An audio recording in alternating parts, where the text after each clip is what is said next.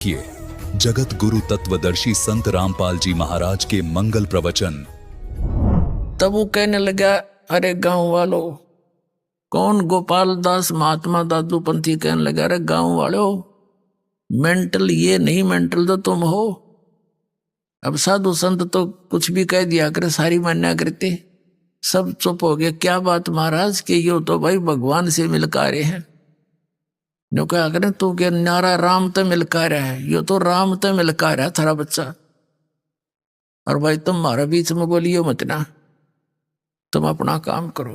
उन्होंने सोची भाई इनकी बिरनिया के अटपट कर रही महात्मा क्या बात कर रहे हैं। वो फिर धीरे धीरे उस बच्चे के पास गया, वो निकट जा, वो भाग ले जैसे बालक गतिविधि करते हैं, कभी इधर फुर कभी इधर फुर। तो थोड़ी सी जब दया हुई उस परम पिता की, अब तीसरे दिन जाकर गरीबदास जी ने मुंह खोला, कहा देखो गोपाल दास, अगर सारी वाणी लिखे तो मैं लिखवाऊंगा, नहीं तो भाई बीच में छोड़ के जा तो मैं लिखवाऊं नहीं तेरे। गोपाल दास कहने लगा, महाराज मैं तो कति करते फारिग हो रहा हूं और इससे काम के लिए निकला हूं दाता। जब तक आप कहोगे तब तक आपके चरणों में बैठ के मेरे पास यह लेखन विद्या दी है भगवान ने। मैं बाणिये के घर जन्म है मेरा, भगवान की खोज में मैं निकला हुआ हूं, और आप जो जो कहोगे मैं लिखता रहूंगा। एक बही होती थी पहले, ये कापी कुप्पी तो होती नहीं थी। पहले बाणिये बही रखते थे, लंबी लंबी, इतनी लंबी, 3-3 फुट लंबी और 9 इंच चौड़ी हुआ, उसको ऐसे फोल्ड कर, तो उसमें लग गए लिखने। और गरीबदास साहिब जी का एक बेरी का बाग था, बेरी का, बड़बेरी बोला जिसने, उसमें एक जंडी का पेड़ था भारा सा। वो पहले बरानी सा अक्षेत्र था, ऐसे मारू अक्षेत्र से, सिंचाई साधन नहीं थे उसमें, तो वहां जंडी ज्यादा होया करती। और बेरी के बाग भी ऐसे हो जाया करने, झाड़ जंखाड़ा। तो उसमें बैठ के उसके नीचे 6 महीने तक गरीबदास साहिब जी बोला करते थे और दादू पंथी गोपाल दास जी लिखा करते थे। तो वो गॉड गिवन ज्ञान गरीबदास साहिब जी के माध्यम से कबीर परमात्मा ने अपनी महिमा पुनः चित्रार्थ करवाई। इसमें कबीर सागर के अंदर एक कबीर बानी चैप्टर है, उसमें 136 और 37 पृष्ठ पर लिखा है, काल के 12 पंथ चलेंगे। उन 12 पंथों में तय 12वां पंथ गरीबदास पंथ होगा, जिसका जन्म 1774 में होगा। उसमें गलती से 75 लिखा है। तो वो 12वां जो हंस होगा मेरा, ये क्या है कि जैसे ये 12 कबीर पंथ चले हैं, इनके जो प्रथम भगत थे, जैसे श्री चूड़ामणि जी थे, जिसे मुक्तामणि भी कहते हैं, धर्मदास जी के पुत्र थे, जो कबीर साहिब के आशीर्वाद से हुए थे। उससे लेकर गरीबदास तक, साहिब जी तक, ये 12 पंथ है। प्रथम जो हंस थे वो 1 नंबर के हंस थे, यानी परमात्मा के भेजे हुए अपने स्पेशल हंस थे। और उसके बाद फिर ये 12 और हैं, वो ऐसे ही डुप्लीकेट थे। और 12वां जो थे गरीबदास जी, ये भी परमात्मा की विशेष आत्मा थी। एक तो फर्स्ट को ज्ञान दिया था, फिर इस लास्ट को दिया है। अब इस लास्ट को जो ज्ञान दिया है, इसलिए फीड कर दिया कि काल ने कहा था कि 12 पंथ करूं मैं साजा और नाम तुम्हारा ले करूं आवाजा, और 12 पंथ नाम जो ले ही मेरे मुख में आन समोही, और अनेक पंथ चलाऊं, जैसे राधा स्वामी पंथ, यो धन धन सतगुरु पंथ, जय गुरुदेव पंथ, और ये निरंकारी पंथ, और ये तो से ये क्या ना बालयोगेश्वर, और ये सतपाल, और आसाराम जी, और ये सुधांशु जी, और ये तो है सिद्धे रामकृष्ण थे ये पुजारी, ये तो अंडरस्टूड है। और ये दो दूसरे पंथ काल के, ये राधा स्वामी, धन सतगुरु, जय गुरुदेव, और बिवाणी वाला, जनोद वाला, ये सारे अनेक पंथों में से काल न चला रखे। सतलोक और सचखंड के नाम लेकर के, और कख पता नहीं इन्होंने उसके बारे में। तो कहने का भाव ये है कि परमात्मा ने कहा था कि धर्मदास बीच में कबीर मेरे वाले मार्ग में काल के पंथ ही घुसेंगे, काल के दूत, और मेरी महिमा मेरे द्वारा बोलेगी कबीर सागर की, और कबीर वाणी को कुछ ये फेरबदल करेंगे अपनी अनजान बुद्धि के अनुसार, तो यथार्थ ज्ञान को ये खत्म कर देंगे। अपने आत्माओं, जो आरती हम करते हैं कबीर परमात्मा की, ये ना कबीर सागर में, ना कबीर साखियों में, ना कबीर शब्दावली में, और न ही कबीर बीजक में, तो वो अंश निकाल दिया इन्होंने। वो एक बहुत पुराना कबीर सागर, उसके अंदर से ये ली गई थी, आज से 250 वर्ष पहले ये वाणी लिखी, और वो अब है नहीं। तो इन काल के दूतों ने जहां जहां इनके नहीं समझ में आई उसको कुछ निकाल दिया, कुछ में फेरबदल कर दी, कुछ न्यो की न्यो छोड़ दी, जो इनका समझ में नहीं आई, तो वह भी बची रहेगी परमात्मा की कृपा से। तो उसमें कहा है कि बर में पंथ प्रगट हुआ मेरी वाणी, और शब्द हमारे का निर्णय ठाड़ी। पर में पंथ में मेरी महिमा की वाणी पुनः प्रगट होएगी उस बार में पंथ के प्रवर्तक द्वारा, और अक्षर घर का मरम नहीं पावे 12 पंथ हमी को धावे। क्योंकि ये सभी 12 के 12 पंथ, गरीबदास पंथ तक सभी मेरी ही महिमा करेंगे। कबीर साहब हैं, कबीर सदगुरु हैं, लेकिन सतलोक नहीं जा सकते, क्योंकि इनको यथार्थ ज्ञान नहीं हो सकता।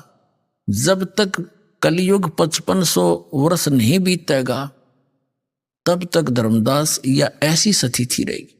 जब कलयुग 5500 बीत जाएगा, तब क्या लिखा है कि उस समय डिक्लेयर करेंगे, सारे ज्ञान को ओपन करेंगे और नए सिरे से इसका बिल्कुल सुचारू रूप बनावाएंगे।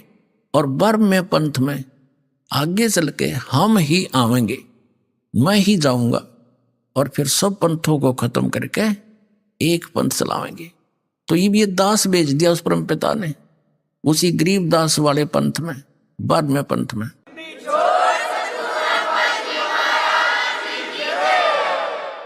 तो गरीबदास जी ने जो ज्ञान दिया, उस गरीबदास पंथी भी नहीं समझ सके।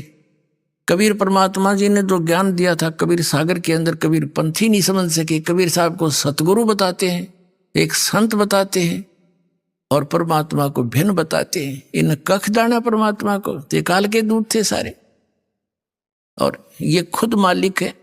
कबीर सागर में लिखा, धर्मदास जी जब सतलोक में लेकर गए और जब वापस छोड़ा, तो वहां देखा वही परमात्मा तो नीचे से गए थे, वही सिंहासन पर विराजमान थे, अनंत कोट ब्रह्मांड के सिंहासन पर।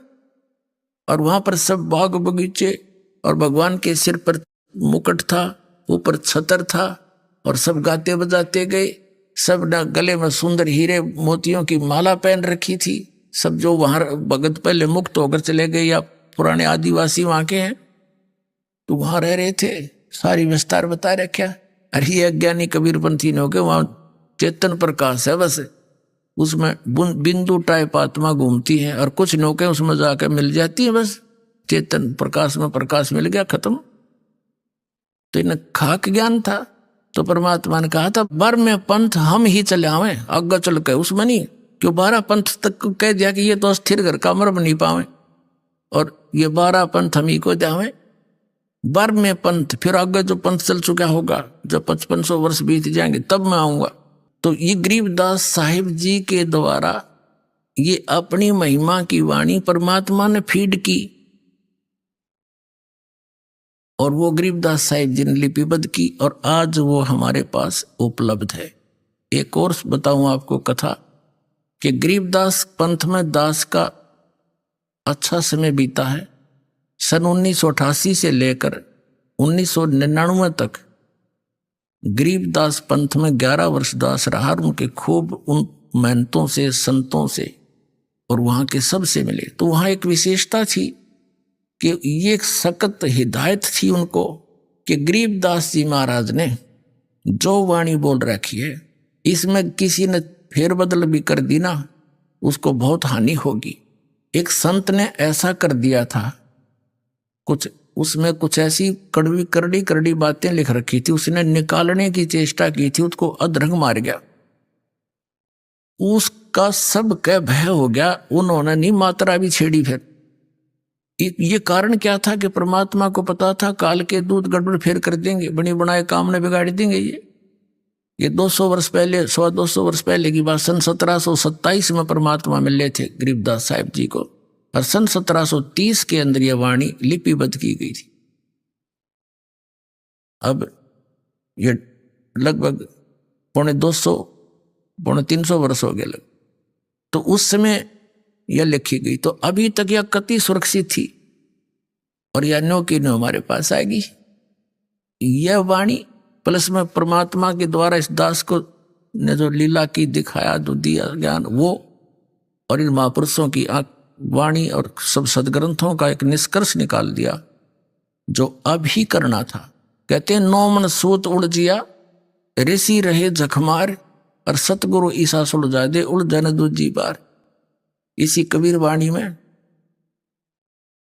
कबीर वाणी चैप्टर कबीर सागर के अंदर कबीर वाणी चैप्टर है, एक अध्याय है, उसके 134 पृष्ठ पर कहा है 12 तो ये है ही, 13वां वंश आवगा, 12वें वंश प्रगट हो उजियारा, और 13वें वंश मिटे सकल अंधियारा। ये 13वां वंश ये दास है, इस सारा अज्ञान समाप्त कर दिया, प्रत्यक्ष कर दिया।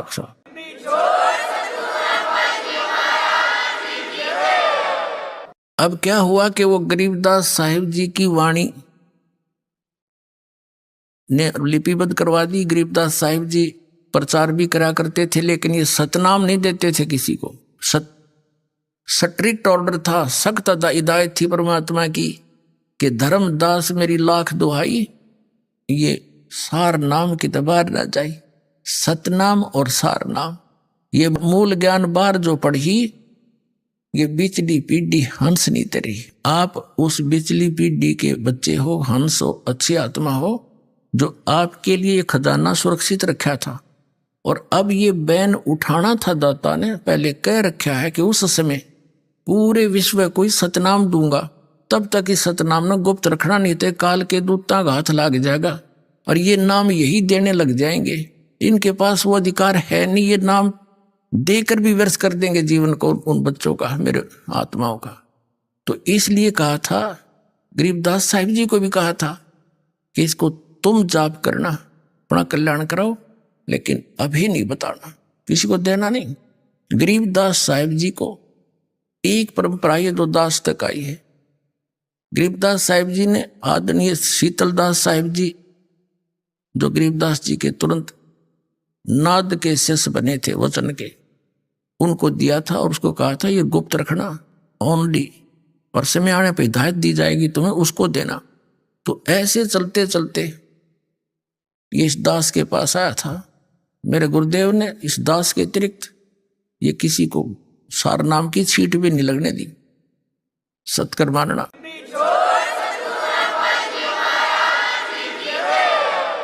जैसे काल ने चाल चली है, तो परमात्मा ने भी इसकी चाल को ऐसे ही काटा है।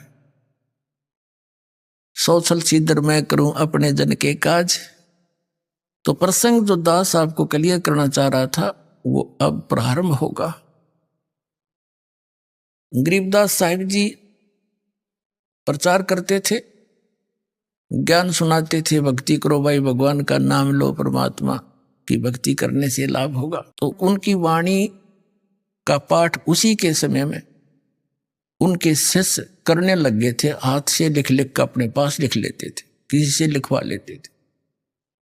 जैसे मंगलाचरण और ब्रह्म वेदी जो आप प्रतिदिन नित्य नियम में करते हो, तो एक गरीबदास साहिब जी का चेला शिष्य पंजाब के अंदर चला गया।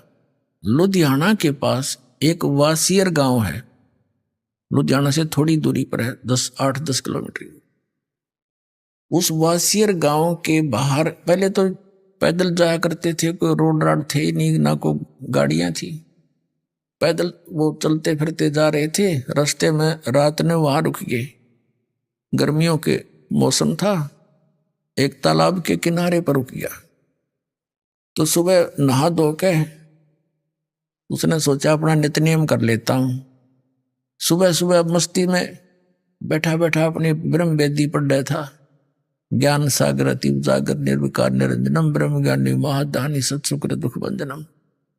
ये सारी जोर जोर से लय ला के पढ़ रहा था, तो वहां एक राम राय नाम का एक सिख था, बड़ा, उसकी भी अच्छी जमीन थी, 800-900 एकड़ जमीन का वो किसान था, जमींदार था। और वाणी की इन सिख लोगों के अंदर परमात्मा की वाणी की एक न्यारी कसक है, क्योंकि वहां परंपरा से ही वाणी सुनते और पढ़ाते पढ़ते आए। तो ये वाणी सुनकर वो निकट गया उस भगत के, गरीबदास जी के शिष्य के पास जाकर बैठ गया, और वो अपनी वाणी पढ़ता रहा, वो बैठा रहा। जब उसने अपना पूरा नित्य कर्म कर लिया, तब उसने कहा कि महाराज, कहा कि हे भगत, ये किसकी वाणी है, ये किस महापुरुष की वाणी है, इसने तो आत्मा खींच ली मेरी। तो उन्होंने बताया कि ये मेरे पूज्य गुरुदेव गरीबदास साहिब जी की वाणी है। उन्होंने पूछा, उस राम राय ने पूछा कि क्या वो संत अभी भी शरीर में है? तो भक्त ने बताया कि जी हाँ, अभी शरीर में है, और वहां छुडानी गांव है एक, रोहतक के पास। उसने सारा एड्रेस नोट कर लिया, गांव छुडानी, नाम गरीबदास, ऐसे ऐसे, उनके पिता का भी नाम नोट कर लिया। और वैसे तो पता है संत साधु एक ही होते हैं, संत गांव में एक आधा वेल नोन होते हैं, फिर भी वो वहां से चला। अब दर्शन करने चाहिए ऐसे महापुरुष के, जो इतनी अमृतवाणी बोली है जिन्होंने। तो वहां गए, जाकर देखा, पूछा भाई छुडानी गांव पूछा, उस नाम गरीबदास जी महाराज से मिलना है। तो क्या करें, घर का जोगी जोगड़ा और बाहर का योगी सिद्ध। तो गांव में इतनी कदर नहीं थी उस महापुरुष, क्योंकि लाल की परख करनी थोड़ी होया करें। बाहर के कुछ लोग व्यक्ति 2-4-10 आसपास के गांवों के शेष हुए थे, और उस समय कोई विशेष काम किसानों को होता नहीं था। वर्षा होगी तो काम पाया, नहीं तो खाली रहते थे, तो वहां आ बैठते थे वह। अब गरीबदास जी के जो नाना जी थे, वो बहुत बड़े पैसे वाले व्यक्ति थे। उन्होंने एक मकान सा बना रखा था, जिसको नौरा बोला कर देसी भाषा में। उसमें आगे चबूतरे से होते थे, बीच में एक अच्छा छपा हुआ आंगन सा होता है। तो वहां कुछ भक्त बैठे थे। उसने जाकर के राम राय ने पूछा कि भाई गरीबदास, गांव वाले ने बताया दिया कि सामने चला जा भाई, वहां है। उनसे पूछा कि भाई गरीबदास जी से मिलना, महाराज जी से मिलना। वो कहाँ है? अब वहां बैठे भक्त तो भी इंतजार कर रहे थे, कहाँ गए। उन्होंने पूछ लिया था गांव वाले से, घर वालों से, कि खेतों में गए हैं। और वो प्रतिदिन जाते हैं खेतों में और आ जाते हैं 10 बजे तक, 8-9 बजे तक, गर्मियों का सीजन। तो उसने सोचा राम राय ने कि इतनी दूर आ गया मैं, 200 किलोमीटर है, और संत के दर्शन करके पानी पीऊंगा। वो कह रहे थे आओ भोजन पालो, चाह पानी पियो, दूध पियो, बैठो। मैं बोला ना, वो है कहाँ, मैं दर्शन करूंगा। तो उन्होंने बता दिया जी इधर उनके खेत हैं, खेतों में सैर सपट्टे को जाते सुबह सुबह, और कब आएंगे क्या पता, संत है, आओ तभी आ जाना, टाइम भी लग जा, उनकी तो मौज है। तो उसने सोचा भी इधर संकेत कर रहे हैं, रास्ता बता रहे हैं, वहीं मिलूंगा। बताया वहां खेत है उनका, झोंपड़ी डली है उसके ऊपर ही रास्ते पर। वो चल पड़ा कि वहीं दर्शन करूंगा महात्मा के, इसे महापुरुष के दर्शन। कहते हैं साधु दर्शन राम का, मुख पर बसे सुहाग, और दर्श उन्हीं को होते हैं जिनके पूर्ण भाग। कबीर दर्शन राम का, साहिब आवे याद, लेखे में वाए गड़ी, बाकी का समय बर्बाद। तो संत की महिमा से जो परिचित होते हैं, वही महापुरुषों की कदर किया करते हैं। वो चल पड़ा।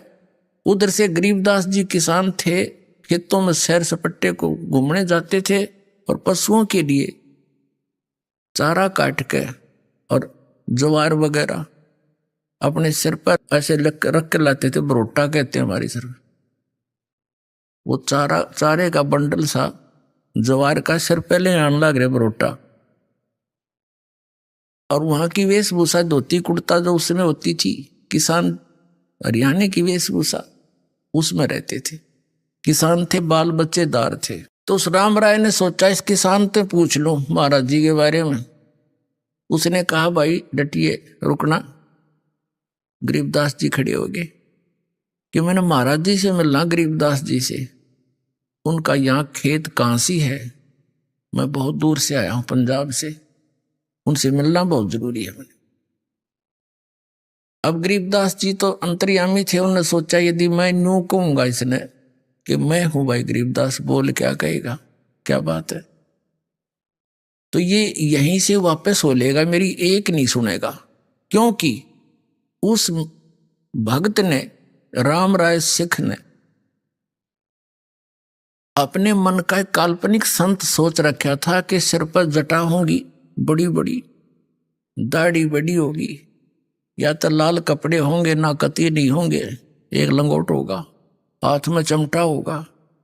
वो ऐसी दृष्टि, ऐसी वेशभूषा वाले को संत मानकर खोज करने निकला था। गरीबदास जी कहने लगे आ जाओ मेरे साथ, मैं मिलाऊंगा आपको। गरीबदास जी से आजा, मैं मिलाऊंगा महाराज जी से तेरे को, मेरे साथ आ जाओ। अब वो साथ साथ हो गया कि इधर उधर हो गया, कोई खेत में ले चलता होगा मुझे। वो घर आ गए। घर आए तो जो उनके शेष बाहर के आए हुए थे गरीबदास जी के, वो खड़े हुए, दौड़े गए।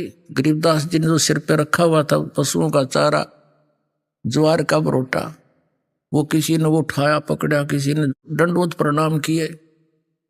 अब वो सरदार जी खड़ा खड़ा देखा कि यूं के चक्कर भाई किसान थे ये लोग, व्यक्ति दंडवत प्रणाम करते हैं। उन्होंने सोचा ये किसान होगा, जमीन अच्छी होगी, ये मजदूर होंगे इसके, इसलिए इसकी सरता कर रहे हैं। उनसे पूछा भाई ये कौन है। उन्होंने कहा ये तो है गरीबदास जी, वो उनके चेले चाले थे। फिर वो चले गए। अब गरीबदास जी वहां पे गए, भगत को कैसे सेट करना है, सोचल सिद्धर मैं करूं अपने जन के काज। गरीबदास जी ने कहा कि भाई नो करो। 3-4 भगत थे, किसी को कह दिया बैलों को पानी पिला लो, किसी को कह दिया ऊपर ले दूसरे स्थान पर, दूसरे घेर में पशुओं का चारा भेदो भाई तुम। एक से कहा पानी नहाऊंगा भाई, मेरी बाल्टी रख दे पानी की लाकर पाटड़े के पास। ऐसे देसी व्यवस्था से नहाते थे गांव में। तो उन्होंने सब अपना काम कर दिया, उनको इधर उधर भेज दिया। वो दोनों रह गए, आदरणीय गरीबदास साहब जी और जिज्ञासु राम राय दास जी। उसके मन में उथल पुथल होगी कि देख कितना मूर्ख मैं, ना कोई पूरा जानकारी ली है।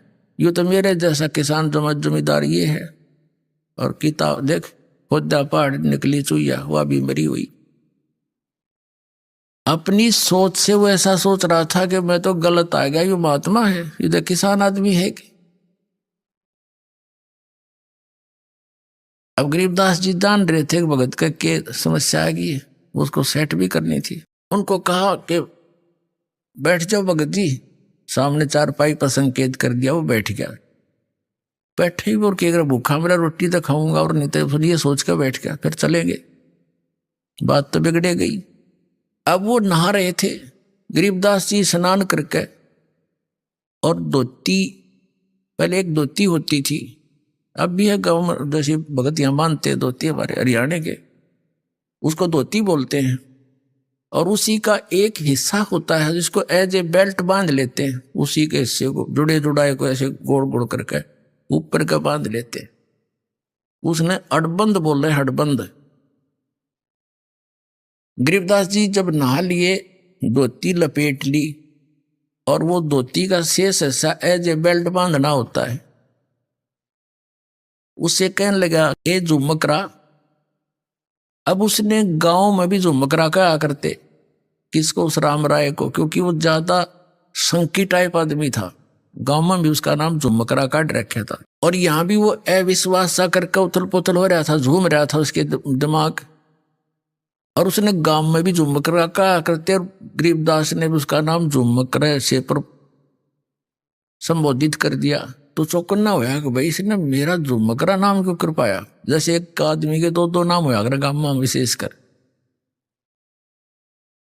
तो खड़ा हुआ, कहा करे झुमकरा एक भाई दरा मेरे हाथ का चोट लग गई उंगली के वहां खेत में और यू काम नहीं करती, मेरे या गांठ लगा दे, अड़बंद बांध दे, धोती की बेल्ट बांध दे मेरा। वो लगा ऐसे गांठ लगा के, अब जैसे उस धोती के शेष लास्ट वाले सिरे को ऐसे कर लेते हैं, ऐसे ऐसे कर कर उसको फिर नू बांध दिया कर चारों तरफ कर ला के। अब वो नू लाकर गांठ लगाना चाहे, शरीर गांठ लगानी होती है, वो गांठ ऐसे शरीर के अंदर से निकला हो गरीबदास जी के वह धोती, और उस कपड़े का गांठ लग जा। और गरीबदास जी ने ध्यान दूसरी साइड में कर, उसने सोचा तेरा पर उल्टी साइड तो पकड़ा गया, गलत लग गया। उन्होंने फटाफट फिर खोला, दोबारा फिर ऐसे करके गांठ लाई और नो खींचा, फिर उस धोती का लाएगी। तीसरी बार फिर ऐसे ही किया। जब गरीबदास जी ने कहा अरे झुमकरा मैं तो तेरे जैसा किसान हूं भाई, ये धोती क्यों ना बनती तेरे थे। न्यू देखा ऊपर ने, भाई मानस तक कौन यू सिंपल मैन नहीं है, शरीर दिखर शरीर के भागे धोती निकलना लाग रही, बंदा थोड़ा यूं। ऊपर को देखा तो वो राम राय जो है श्री विष्णु जी के पुजारी थे, उनको सुप्रीम पावर मान्या करते थे। अब ऊपर ने देखा तो गरीबदास जी का रूप विष्णु जी का रूप बन गया, शंख चक्र गदा और ऐसे सिर पर मुकुट। और यूं देखा वो, नो देख कर चरणों में पड़ गया, चरणों में गिर गया, हकीकत महाराज बख्श दो, मैं तो गलती होगी। फिर एकदम वो उसी रूप में थे, तो मालिक यानी परमात्मा कबीर जी सारी लीला कर रहे थे उसके फड़क मिटाने के लिए। गरीबदास जी का रूप ऐसा दिखा दिया जिसके वो पुजारी थे, ताकि सेट होकर सुन लेंगे सारी राम कहानी हमारी। उसने फिर देखा तो फिर एज इट इज, फिर मन बदल गया। अक मेरा कोई भूल भुलैया होगी या मेरी अपनी ही कल्पना होगी। फिर भी कहने का इस चमत्कार को देखकर वो ठगा सा रह गया। उसने वहां से जाने की इच्छा व्यक्त नहीं करी। पहले उसको खाना खिलाया कि रोटी खा, फिर बतलावांगे बाद में, भोजन पा छक पहले से भगवान का प्रसाद। फिर लगे कथा सुनाने। अब क्या कहने लगे, और राम राय झुमकरा कहने लगा कि हे भगवान, ये ज्ञान जो आप बता रहे हो कि इन ब्रह्मा विष्णु महेश से भी ऊपर कोई और परम शक्ति है जिसको मैं आंखों देख कर आया हूं, तो आपकी बात पर अविश्वास नहीं हो सकता। सारा गांव गवाह कि ये तो मर गए थे, वैसे चले गए थे, फिर आए ऐसे बोले। तो गांव वाले भले ही ना मानते थे, पर उस पुण्यात्मा का तो सारी बात जचे थी, क्योंकि आदरणीय नानक साहब जी को परमात्मा ऐसे लेकर गए थे, फिर वापस छोड़ा था। हम सुल्तानी नानक तारे दादू को उपदेश दिया, जात जुलाहा भेद न पाया, वो काशी माहे कबीर हुआ। तब उसने पूछा कि हे भगवान, ये ज्ञान तो आज तक किसी ने नहीं बताया हमारे तई। तब गरीबदास जी कहते हैं, तत्व भेद कोई ना कहे रे झूमकरा, ये पैसे ऊपर नाच सुनो राई झूमकरा। कोटों मध्य कोई नहीं रे झूमकरा, अरबों में कोई गर्क सुनो राई झूमकरा। कहते हैं कि ये तत्व भेद कोई ना कहे रे झूमकरा, सब पैसे ऊपर नाच सुनो रे झूमकरा। सब ने अपना दुकान खोल रखी, नकली संतों मेहनतों और इन ब्राह्मणों ने। और कहते इस तत्व वेद का ज्ञान देने वाला जो मैं बता रहा हूं, उस तत्व ज्ञान को बताने वाला, कोटों मध्य कोई नहीं रह झूमकरा, यानी करोड़ संतों में नहीं मिलेगा तुझे इसके बताने वाला। अरबों में कोई गर्क सुनो रहा झूमकरा, अरब मनुष्यों में, अरब मार्गदर्शकों में कोई एक मिलेगा तेने। गर्क, गर्क का अर्थ होता है संपूर्ण ज्ञान युक्त, कंप्लीट इन ऑल रिस्पेक्ट, यानी उसको पूर्ण ज्ञान हो परम पुरुष का, और वो पूर्ण कंप्लीट कोर्स हो मोक्ष मार्ग का, सारे मंत्र सही हो जिसके पास, कहता वो अरबों में मिलेगा तुझे, वो संत है। जैसे गीता जी अध्याय नंबर 7 के श्लोक नंबर 19 का ये भावार्थ समझाने के लिए दास ने यह सारी अमर कथा सुनानी पड़ी महापुरुषों की। उसमें क्या लिखा है कि बहुनाम जन्मानाम अंते ज्ञानवान माम प्रपद्यते। बहुत बहुत जन्मों के किसी अंत के जन्म में ये ज्ञानी ब्रह्म तक की साधना करते मेरी। अब लेकिन वासुदेव सर्वम इति समात्मा सो दुर्लभ है, ये कोड वर्ड है। कोई बालका ये कोई आम कवि की लिखी हुई गीता है, ये कोड वर्ड है। और कोड वर्डों को यानी सांकेतिक शब्दों को टीचर ही समझ सकता है। और ये नकली टीचर थे, इनको समझ में नहीं आया, इनको इनकम्प्लीट कोर्स था इनका। जो ये हमारे धर्म गुरु थे आचार्य शंकराचार्य ब्राह्मण मंडलेश्वर जितने भी थे हिंदू धर्म के, इन पुराणों का ज्ञान नहीं। और तो गीता को तो समझेंगे कैसे, वो तो सिंपल ज्ञान था, उसमें स्पष्ट लिखा है इनका जन्म मृत्यु होता है, ब्रह्मा विष्णु महेश की माता पिता कौन है, ये आज तक नहीं समझ पाए। तो क्या बताया है कि वासुदेव सर्वमिति स महात्मा सो दुर्लभ है। ये बताने वाला कि वो वासुदेव यानी सर्वशक्तिमान, सबके ऊपर कंट्रोलर, यानी जिसकी सत्ता सबके ऊपर है, वो कुल धनी ही पूजा के योग्य है, वही मोक्षदायक है, वही पाप नाशक है, और वही सारे ब्रह्मांडों का सभी का जनक है, वो सभी आत्माओं का पिता है। केवल उसी की ही भक्ति करनी चाहिए। ये बताने वाला संत महात्मा तो बड़ी मुश्किल से मिलेगा अर्जुन। तो यहां गरीबदास जी भी वही कह रहे हैं, कोटों मध्य कोई नहीं रे झुमकरा, अरबों में कोई गर्क सुन रही झुमकरा, तत्व भेद कोई ना कहे रे झुमकरा, ये पैसे ऊपर नाच सुनो रही झुमकरा। एक समय गांव में एक ब्राह्मण कथा कर रहा था और उसने 30 दिन के लिए कथा रख दी, 30 दिन कथा करूंगा। अभी आपने सुने संत रामपाल जी महाराज के मंगल प्रवचन।